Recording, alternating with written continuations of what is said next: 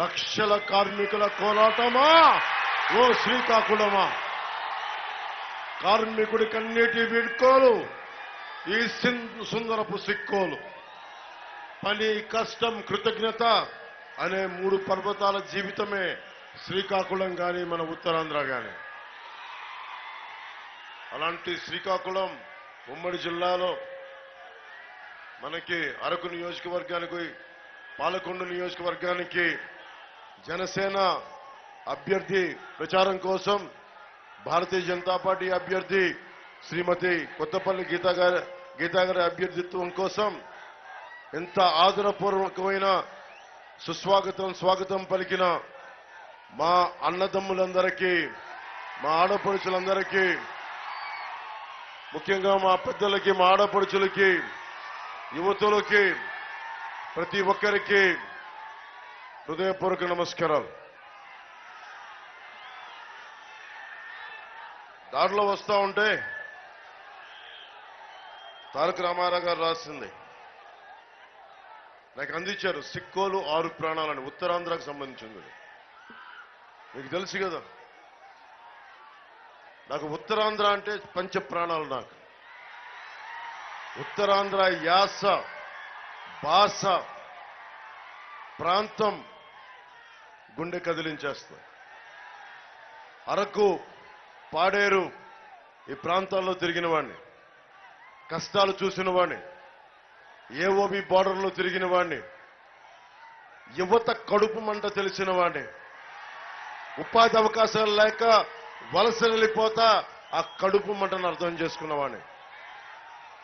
నేను దశాబ్దం ఎందుకున్నాను అంటే ఓడిపోయినా కానీ అందరిలాగా పారిపోవడం నా వల్ల కాదు. నాకు ఒకటే తెలుసు, నిలబట్టమే తెలుసు. నాకు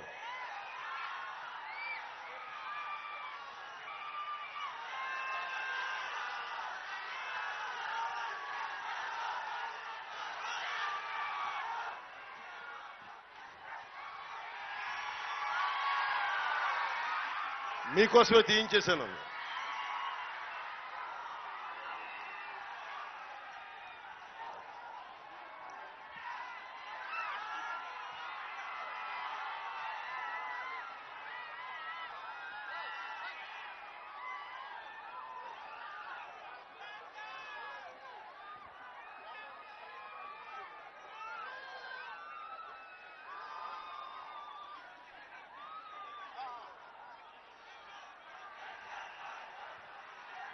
సిక్కోలు సభలో, మనకి పాలకొండ నియోజకవర్గం సభలో దేంతో మాట్లాడాలి, ఏమి చెప్పాలనిపించింది.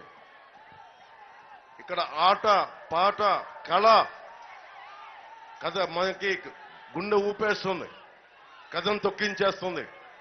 నేను ఈ రోజున నిలబడ్డాను అంటే మీ ముందు ఒకటి, నాకు ఉత్తరాంధ్ర ఆట పాట నాకు కళమతలే నేర్పించింది. ఏం పిల్లడో ఎల్దమొస్తవా శ్రీకాకుళం సిట్టడివిలోనికి.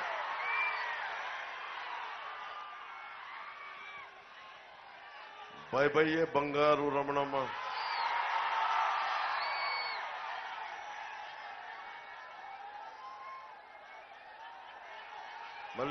మళ్ళీ నీకెందుకురా పెళ్లి, ఇలాంటివన్నీ నేను మన ఉత్తరాంధ్రలో తిరుగుతున్నప్పుడు నేను అందరితో మమేకమై, తాడి సెట్టెక్కనేవు తాడి కళ్ళు దెంపనేవు, ఈత సెట్టెక్కనేవు ఈత కళ్ళు దెంపనేవు, తాడి సెట్టెక్కనేవు తాడి కళ్ళు దెంపనేవు, ఈత సెట్టెక్కనేవు ఈత కళ్ళు దెంపనే, మళ్ళీ నీకెందుకురా పెళ్ళి, మళ్ళీ నీకెందుకురా పెళ్ళి. ఈ పాట మన గ్రామీణ వాతావరణం మనదే. మనకి సిక్కోలు యాస, మన ఉత్తరాంధ్ర యాస ఎంత మధురమో నన్ను అడగండి, నేను చెప్తా.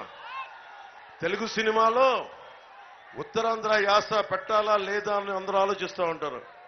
నా గుండెల్లో మోగే యాస ఉత్తరాంధ్ర యాస, నేను నేర్చుకున్న యాస. గిడుగు గారు ఎంత గొప్పవారంటే, ఉత్తరాంధ్ర మనకి సవర భాష.